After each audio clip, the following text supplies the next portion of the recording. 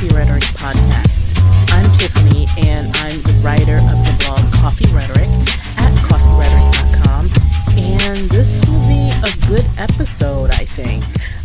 First and foremost, this is Coffee Rhetoric's debut episode, and this has been a long time in the making, this podcast, so I'm really excited to finally be here and to be doing this. I do enjoy writing on my blog from time to time, but this is just yet another way for me to get my opinions off my chest and out to the public and talk about the things unfolding in the news and in pop culture and just in the world, and to touch base on things that I really care about.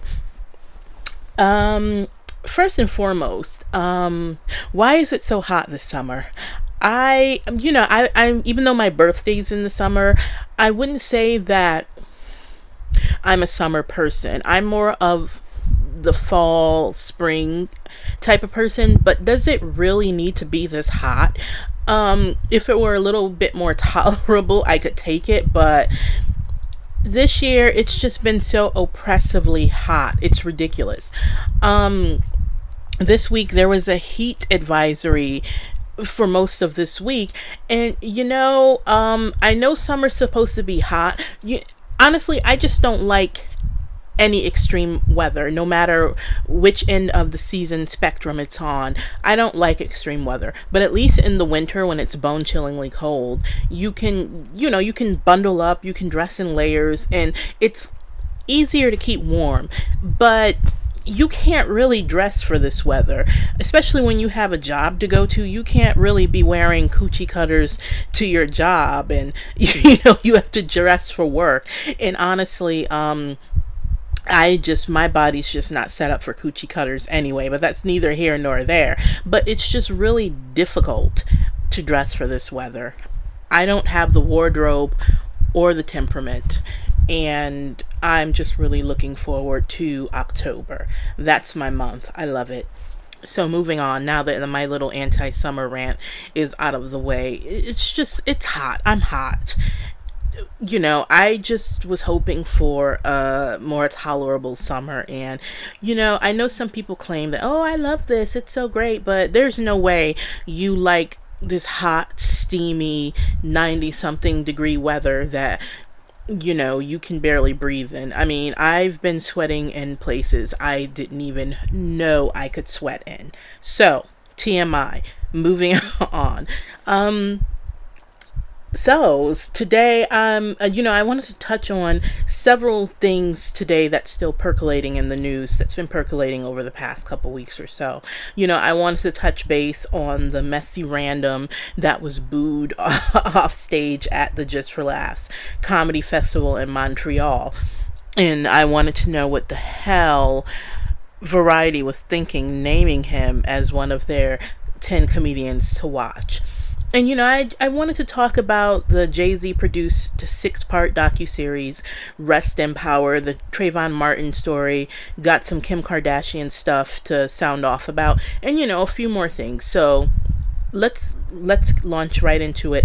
And I had a few things to say about some Kim Kardashian West and Kanye foolery, more so Kim Kardashian West stuff, so I can go ahead on and move on to other things. So Kim's recently been in the news as of late, but when isn't she? She stays in the news. But recently she's come under fire for a few things. I think there was a whole big flap with her on social media, going back and forth with I can't think of the rapper's name right now, I'm sorry, but she was going back and forth about the Donda West Foundation with the rapper who's actually overseeing that, and it was just a whole big mess. That happened about a month or so ago. I won't even rehash that, but she said some pretty messy and questionable things about, oh well, she'll take the foundation away and give it to her rich kids and this, that, and the third. I'm not gonna rehash it. Some other things were said, but you can look that up. And then most recently, she was kind of dragged on social media because she reportedly made what some consider to be some anti-gay remarks that were directed at the male model Tyson Beckford.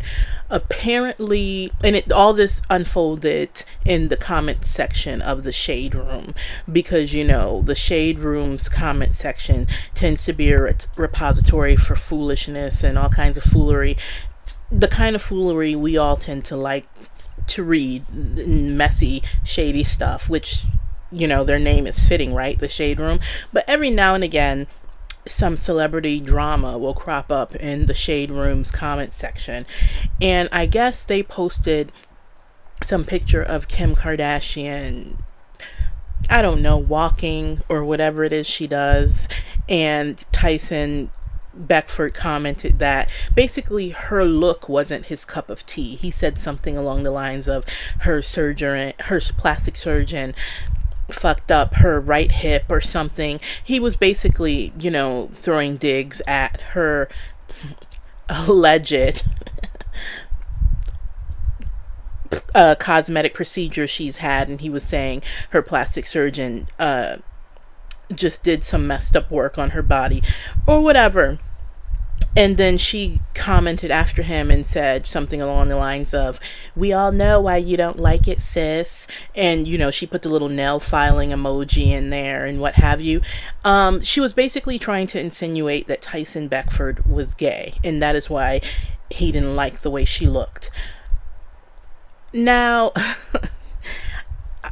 some people said, well, she had a right to clap back because he was body shaming her.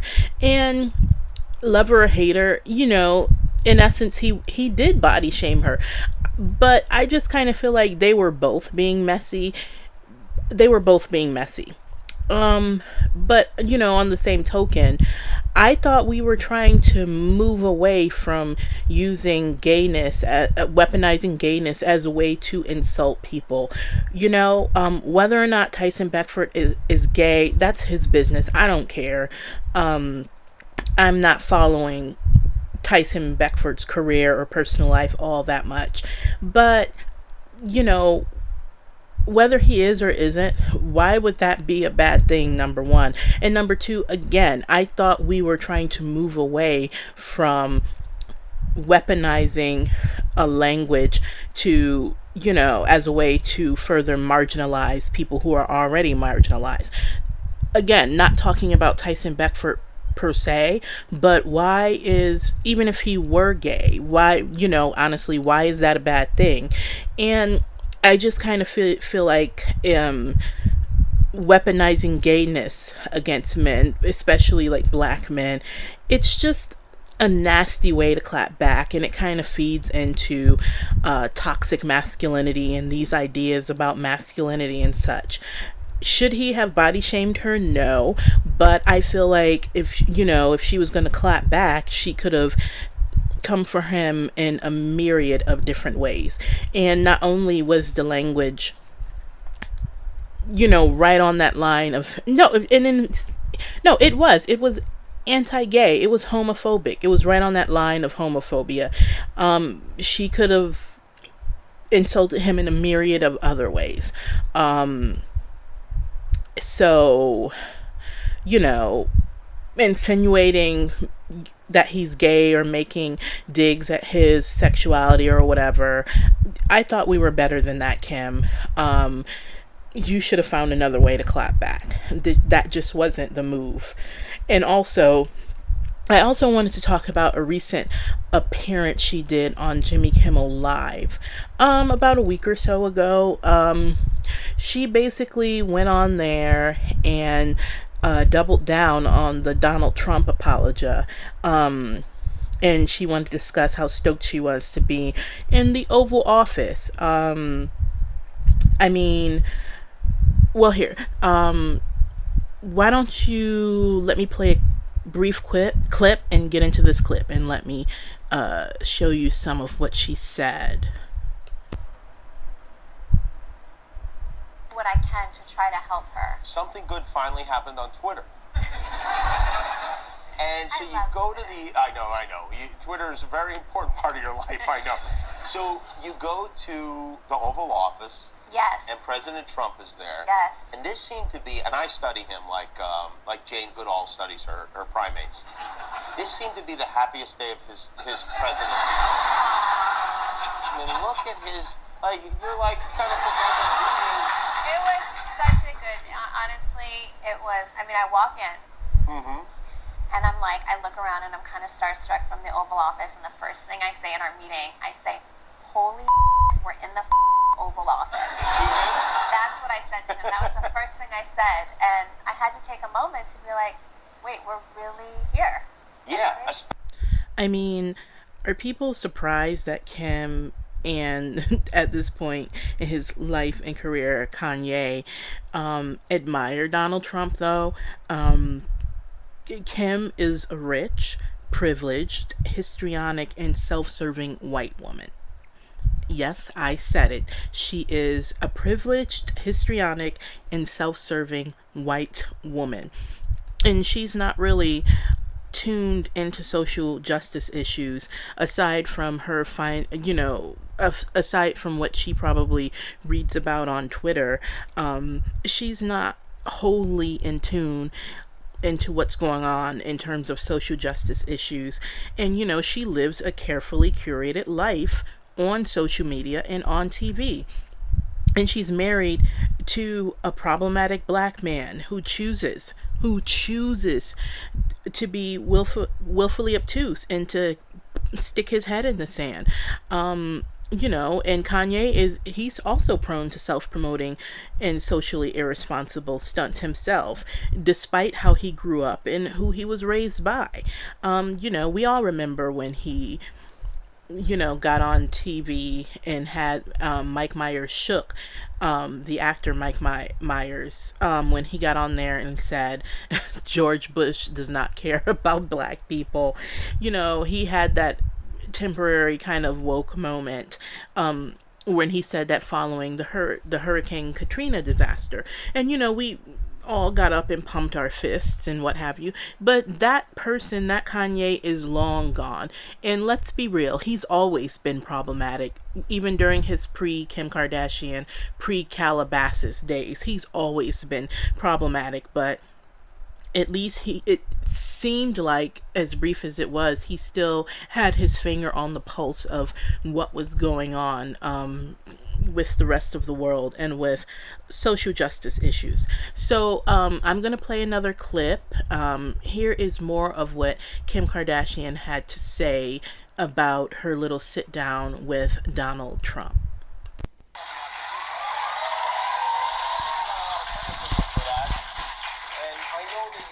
Necessarily a Trump supporter. I know your husband Kanye seems to like him a lot. Does he still like him? Yeah, I think he really, yeah.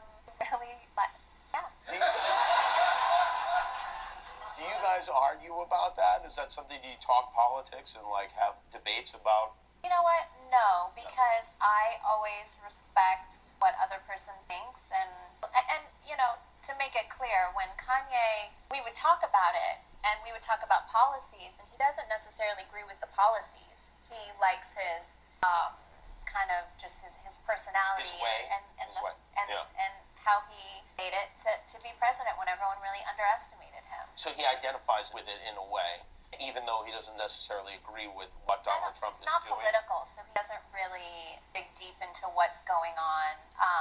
And I always knew that, and I always know what he meant, but I have nothing bad to say about the president. Right, he's done you something still have people amazing. on the list. So I'm very focused, and but I don't agree with everything either. You know, and I had no idea what to expect, and going in there, I just was like, look, I'm going to be focused, and it really turned my idea around in this category. For sure, yeah.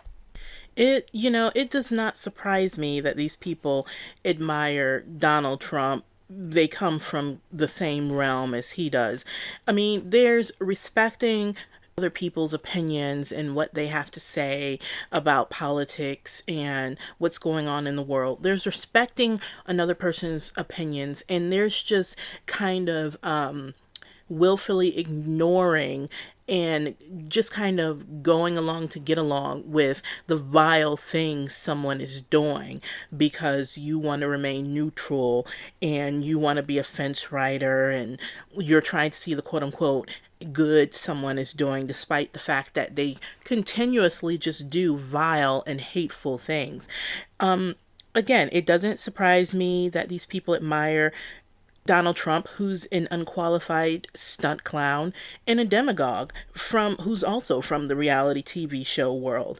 And they admire the fact that, oh well, he became president when everybody underestimated him. So you admire a man who tapped into a racist and hateful demographic, and who managed to dupe folks into voting to let him squat in the White House.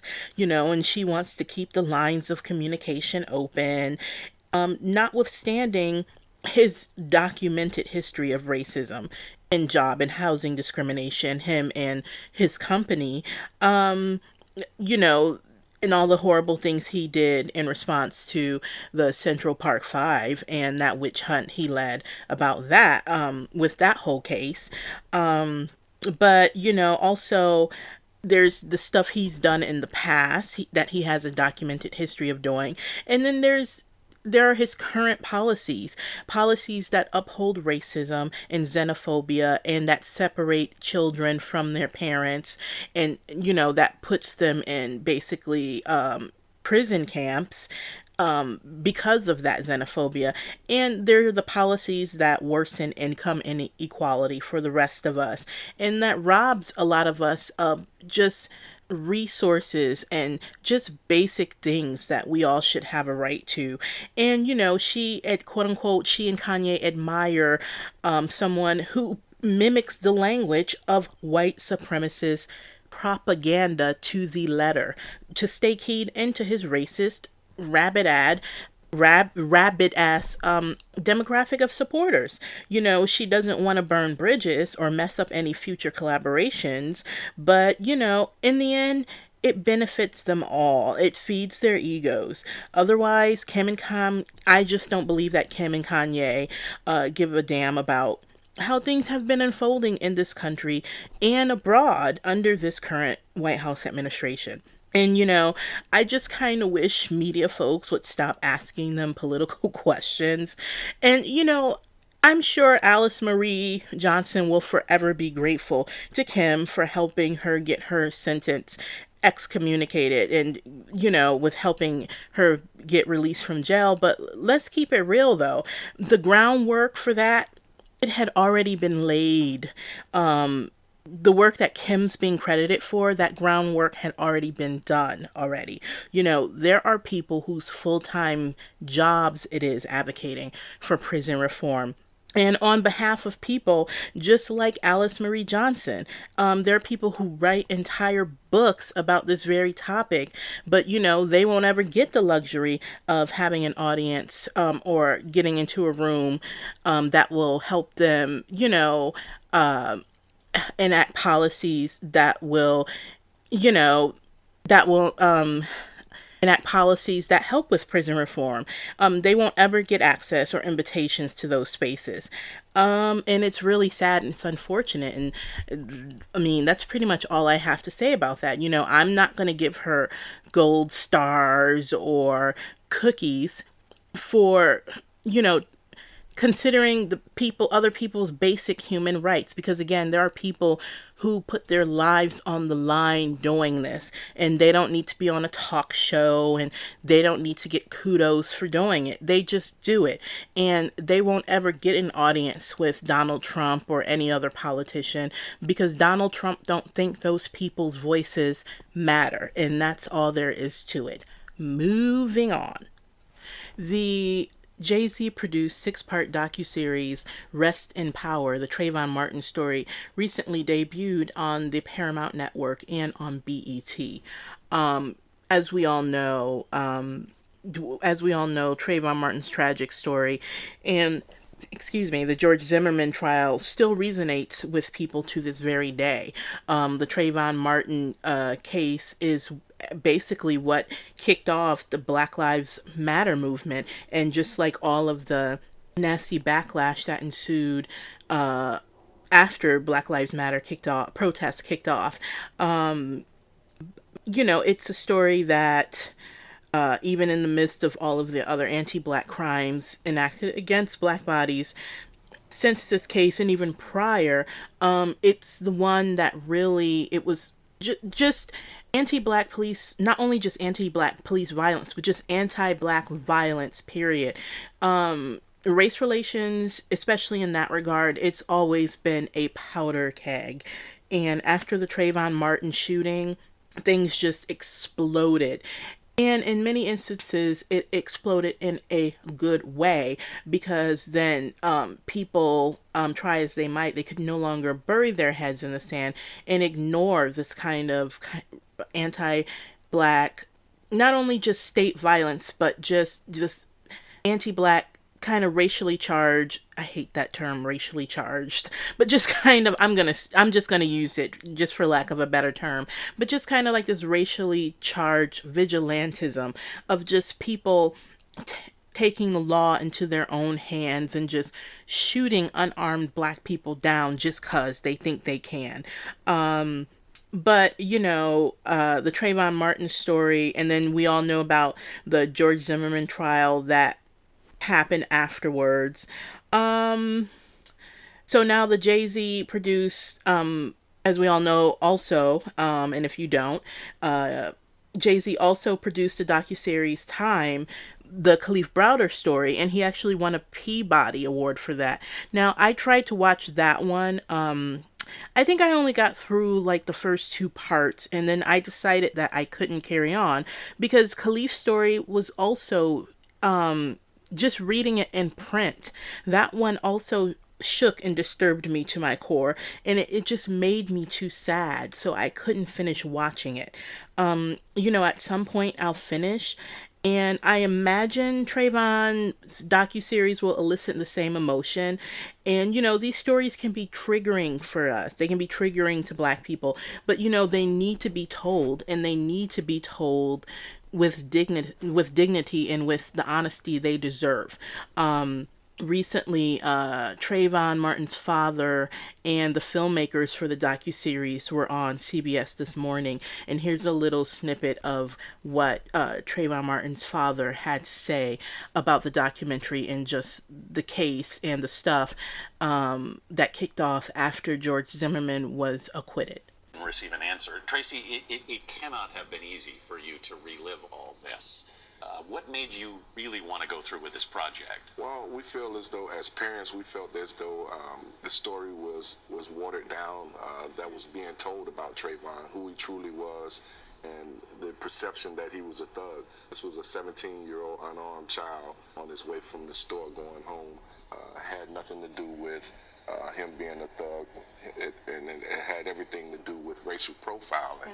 And so we felt that as parents that we needed to tell the story of who Trayvon truly was. Julia, November, for people who are outraged by this, and violence that shows no sign of abating, by the way, what should they do? What should they think about November? I think in November we think about putting people in place that are willing to listen and take action on the social justice injustices that are occurring across this country. We can't sit back and let another term go by without going out, putting people in place that will make a change. So CBS This Morning said that they reached out to George Zimmerman for him to comment, for his comments, but of course he didn't respond. But speaking of trash, another disgusting footnote about the Trayvon Martin documentary is the fact that the hateful menace who stalked and murdered him just because he was walking from the store in his own neighborhood, and who racially profiled him and was acquitted for it in 2013. Another disgusting footnote. He also had to go to court for stalking and reportedly threatening the private investigator who was helping work on the documentary, researching information for the Trayvon Martin docuseries. He threatened Jay-Z And, Zimmerman has had multiple run ins with law enforcement since being acquitted of murder. He's a menace, he's a racist, and I don't care that his mother is Peruvian. He's still a white adjacent piece of trash who was and is acting under the umbrella of as an agent for white supremacy. And that's all there is to it. He's a menace, a walking dumpster, a waste of space, and I wish the universe would just finally friggin' swallow him whole. Clearly, he has issues functioning in society and being a productive member of society, and he's proved to be nothing more than a violent thug himself. Just the way he's bragged about shooting Trayvon Martin down, it's just really disgusting. Where's a runaway freight train or an angry blast of lightning when you need one? Do your job. And on that note, let's take a teeny weeny break and let's count to 10. I don't know what most white people in this country feel. I can only include what they feel from the state of their institutions. I don't know if white Christians hate Negroes or not, but I know that we have a Christian church which is white and a Christian church which is black. I know, as Malcolm X once put it, that the most segregated hour in American life is high noon on Sunday. That says a great deal for me about a Christian nation. It means that I can't afford to trust most white Christians and certainly cannot trust the Christian church. I don't know whether the labor unions and their bosses really hate me. That doesn't matter, but I know I'm not in their unions. I don't know if the real estate lobby is anything against black people, but I know the real estate lobbies keep me in the ghetto. I don't know if the Board of Education hates black people, but I know the textbooks they give my children to read and the schools that we have to go to. Now, this is the evidence. You want me to make an act of faith, risking myself, my wife, my woman, my sister, my children, on some idealism which you assure me exists in America, which I have never seen.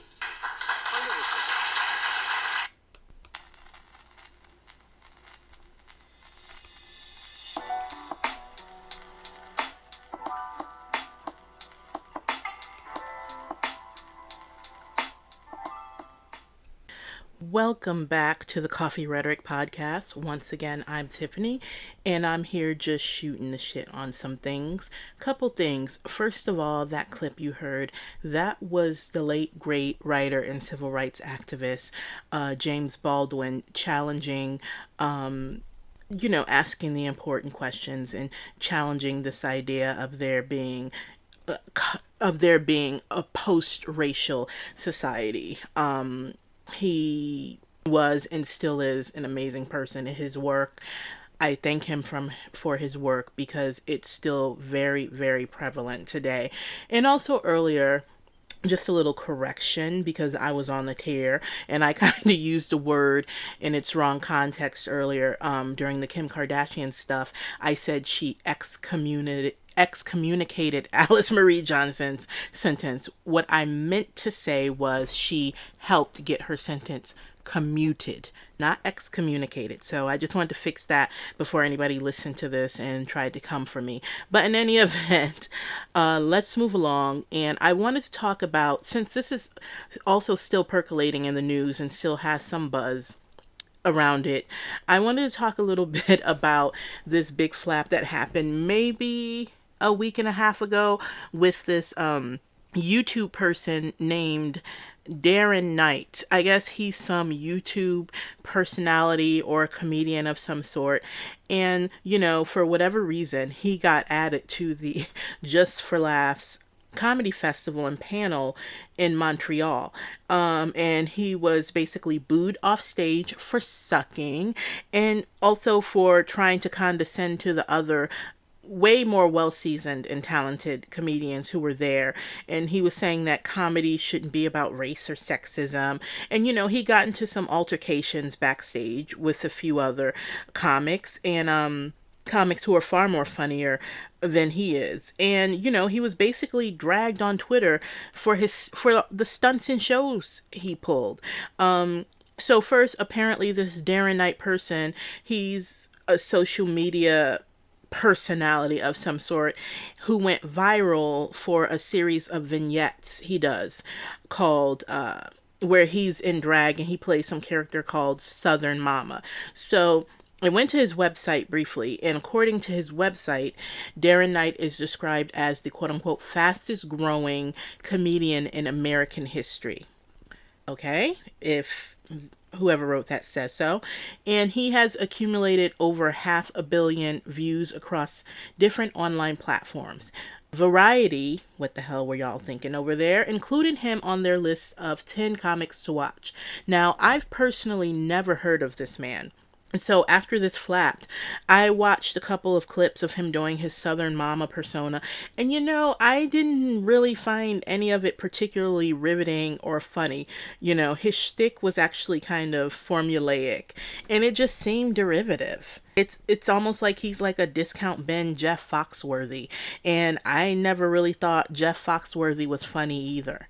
So like I guess he would be considered, I guess, a Trump era comic.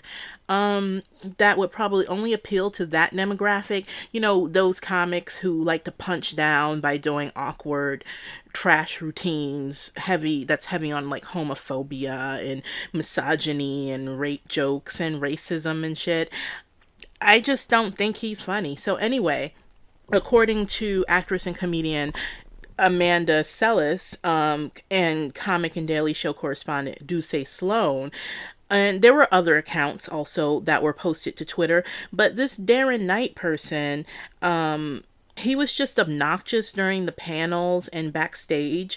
And, in a phone interview with Comedy Hype, which you can find and listen to on YouTube, Amanda Sellis, who also had no idea who he was before the festival, was saying how he just kind of acted like a trash panda backstage, and he was acting out on the panels, and he was just kind of backstage interrogating people about their work and what they do and whether or not they upload content on social media. And for whatever reason, he zeroed in on Dulce Sloan. He was angry because the black women there weren't engaging his fuck shit, and he didn't like the way with him. So he reportedly got in his feelings because he thought the other comics, namely the black women who were there, were being kind of standoffish toward him. So Amanda Sellis said that he fat shamed and made a misogynoirist comments towards Dulce, and he called her precious. Okay. Be original. People love to try to come for fat black women and call them precious and all that other dumb shit. That's tired. Pick something new. But honestly, to me, it sounded like he just felt inadequate and out of his league. And I don't know, that's a personal problem to me.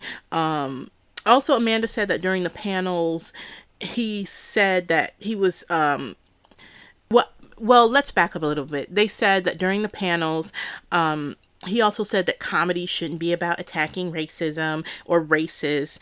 And the majority of the comics there it was like a really diverse lineup of just really talented comedians who've done the work, who've written for award-winning shows, and who've been on award-winning series and talk shows, late night talk shows. So he was in some pretty impressive company, and it was a diverse lineup of people from like the LGBTQ community. There were black people, and there were other comics of color. And I believe his name is Chris Redd, if I'm not mistaken, from the Saturday Night Live, was the host, and he's the one that confronted Darren Knight backstage. But in any event, he got in his feelings and he started acting a fool on the panels, talking about how comedy shouldn't be about comics of color, talking about racism and attacking racists because they'll just be isolating their audience. And then his comments were not received well. So then he stormed off, and because of his antagonistic behavior, he was placed last on the program. So, if you get a chance, go on over to YouTube and YouTube search Comedy Hype, and you can find that interview there with Amanda Sellis, and it's definitely worth a listen. So Dude basically bombed his routine, then resorted to IBS and scat jokes before he ended it saying, once again, telling black comedians that they shouldn't be doing comedy about racism and that racism shouldn't be about race and sexism and that people come to comedy shows to laugh. So basically, dude got booed off stage. And he was just being an overall pest to the other comedians and to the audience, and he wasn't well received. So here's a little clip of him being confronted by Chris Redd. Sexual orientation, like the other comics talk about. It's about comedy. We don't. You are a showcase. You are a showcase. And everybody said to feel good, dog. And we were doing our comedy. You know, you sat there and bombed the whole time and decided about what comedy is. What? Fuck you. Good night. Also, you gotta get me. Just wash your hair. No, the plan is not to be around comics. Real comics who write real jokes. No. You need to back up for me. This ain't the internet. You can't turn these comments off. No. I'm just glad you're not gonna get away. But not only trying to diss all of us who came before you on the set, but also trying to minimize the importance of using comedy to dispel racism, sexism, and homophobia, etc., etc., etc. Okay, first of all, if you can find video of this Darren Knight dude and just that whole incident, his entire look was ridiculous and dated. Number one, like, how are you going to come to a prestigious comedy festival you probably had no business being booked on, with your tacky 70s porn blowout and these tight dated jeans and a vest, telling seasoned comics how they should do comedy?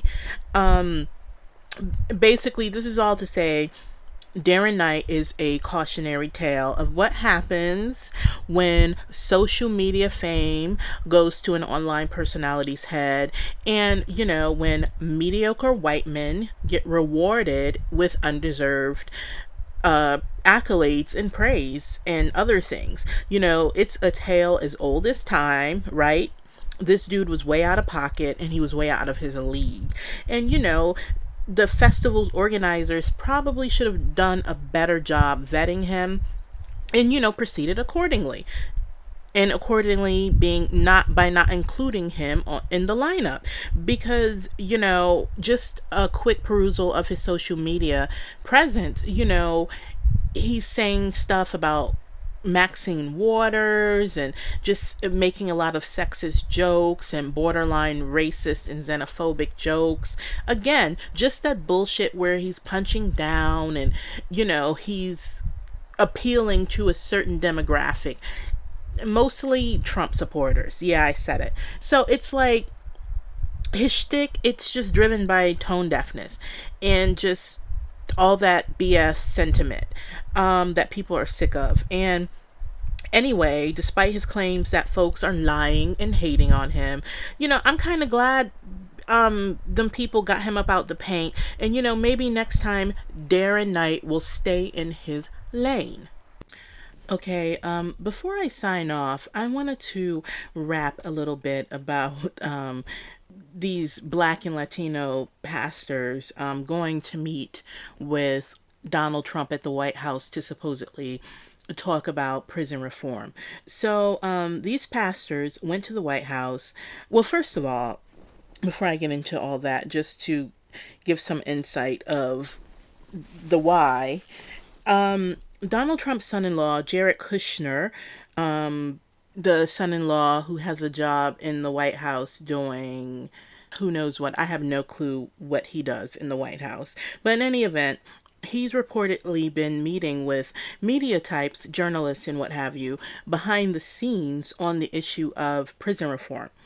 And that Kushner is working with Congress to build support for, and now this is a mouthful, for the formerly incarcerated Re-Enter Society Transformed Safely Transitioning Every Person Act, also known as the First Step Act. Let's stick with the First Step Act because going forward, because I'm not repeating all that stuff again. But in any event, so Jared Kushner's father apparently served time in a federal prison. And so, this is why people like Jared Kushner and people of his ilk, how they tend to only take special interest in social justice issues when it affects them personally. So anyway, Jared, he pushed to pass the First Step Act, and the bill actually passed. So now it's currently awaiting consideration in the Senate. So anyway, on the record, in a spectacle in front of cameras, these mostly black pastors also supposedly met with Donald Trump to discuss prison reform. But, they did little more than just kind of blow smoke up Trump's ass, lie, and carry on. And they allowed themselves to be used as props in photo ops. Now, Pastor Daryl Scott even went as far as saying that Trump was going to be the, quote, most pro-black president that we've had in our lifetime. I can't even say that without laughing. LOL. In that this president actually wants to prove something to our community, our faith-based community, and our ethnic community. In that President Obama didn't feel like he had to, so he got a pass. LOL. I need to see some receipts, because that pro-black business, lies, fairy tales, and fallacies. It's a lie, and because history says otherwise. But in any event, during the on-camera portion of the meeting, none of the pastors asked any substantive questions. And, some of them all they did was sit there and heap praise on Trump in an embarrassing spectacle. And, Pastor John Gray, you may recognize that name from when, remember when Sierra kind of referenced some clip of him during her whole level up thing where she was telling women to level up. But, he's kind of a bit of a trash panda himself. But Pastor Gray, John Gray, whose wife reportedly / allegedly advised him not to go, he didn't do anything more than pray over the president and invoke and twist around a bunch of MLK quotes. And he was recently interviewed by Don Lemon, the newly woke, no joke, Don Lemon, who really put him in the hot seat and challenged him and wanted to know, why did you take your ass over there? Why did you go? And Pastor John Gray, he basically just kind of doubled down and stuttered and backtracked his way through the interview, insisting that God wanted him to be there and that it's important to have a seat at the table and hear what people like Donald Trump have to say, even though he supposedly doesn't agree with him. Get into this clip.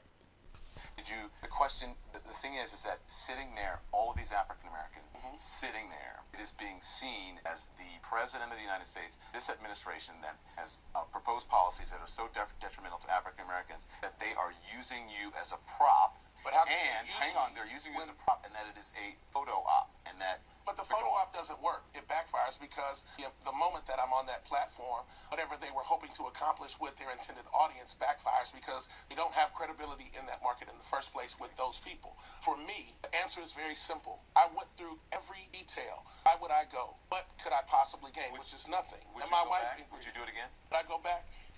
If there were different circumstances, if I had assurances that we were going to meet about the intended conversation, yeah, I would go back. Now, Pastor John Gray said he didn't feel like he accomplished anything by being there, and that he really, he didn't really get to chop it up about prison reform, but he went anyway. And again, he allowed himself to be used as a prop in a photo op like all of the other fools sunk in place, black notables who've gone there and continue to go meet with this man, taking pictures and thinking they're going to talk about something worth a damn, but who always come away from their experience having been made a fool of. And they're being used as props so that Donald Trump can pat himself on the back and say, see, look, black people do like me. And I'm always amazed that these people allow themselves to be used as stooges like that. So, before I say this, just quick disclaimer, I self-describe as an atheist and unapologetic about it.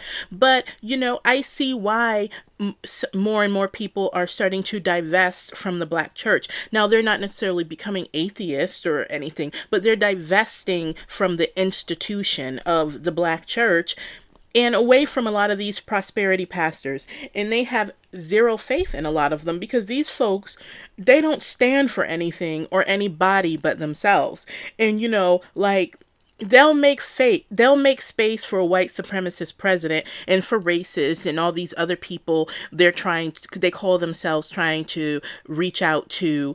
They'll make space for people like Donald Trump. But some of these pastors are the same ones who won't even make space for black members of the LGBTQ community or for sexual assault and domestic violence abuse survivors.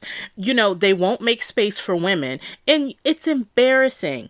It's embarrassing to see. It's embarrassing to watch the spectacle of them making a spectacle of themselves. On that note, anyway, thanks for listening to the Coffee Rhetoric podcast with me, Tiffany. And if you like my show and you want to know more about me, check out www.coffeerhetoric.com. If you'd like to support the Coffee Rhetoric blog and or podcast, please become a patron on patreon.com/Coffee Rhetoric. Be sure to share this episode. Tell a friend, tell your girlfriend, tell your boyfriend, tell your wife, tell your husband, tell your foe, tell your frenemy, tell your mama. Tiffany has a podcast. And join me next time to parse more topics and to chop it up.